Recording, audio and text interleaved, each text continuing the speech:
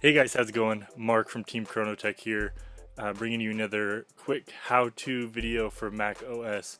Today's topic, we're going to discuss Gatekeeper and how it can block good known programs, unintentionally, maybe intentionally. But anyway, I'm going to show you how to disable that to where when we install our programs, we're not having to go into the security and privacy settings and allow the program. It'll just do it by default.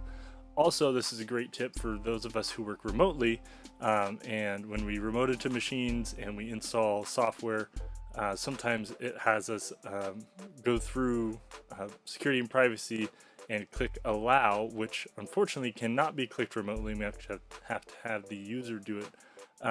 So this will help eliminate that issue and help us moving forward if we need to deploy software that isn't from the App Store or might not be what Gatekeeper deems as safe but is actually safe. So first off, let's just get right into it here, and I'll show you guys how to disable Gatekeeper and also re-enable it if we want to enable it later on down the road after we've installed the software. Okay, so first off, we're going to need to open up Terminal. Again, you can do that through Spotlight or search within the apps. I have this little bit of code here. This is going to disable Gatekeeper, and then this code I'll show you after the fact will re-enable it.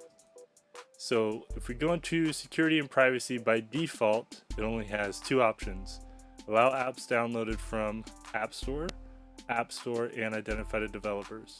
So if it's not an identified developer, that's where we run into issues where we have to, an allow button will show up here.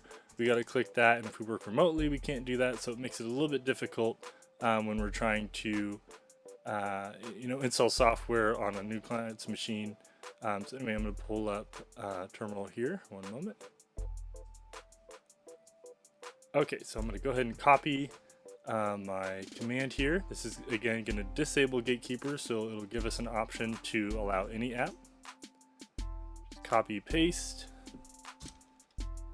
enter in your password, hit enter, and just like that, Gatekeeper is disabled. You're not going to see it right away, so let's back out of security and privacy. Going to go back in, and look at that, allow apps downloaded from anywhere. And if we wanted to change it, we could just go into here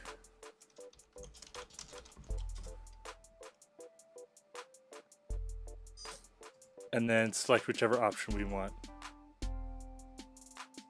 Okay, so awesome. So now we have it where we can download from anywhere. What if we just want to download it from anywhere real quick, but then re-enable it so our users can't sit there and just put whatever they want on their computers?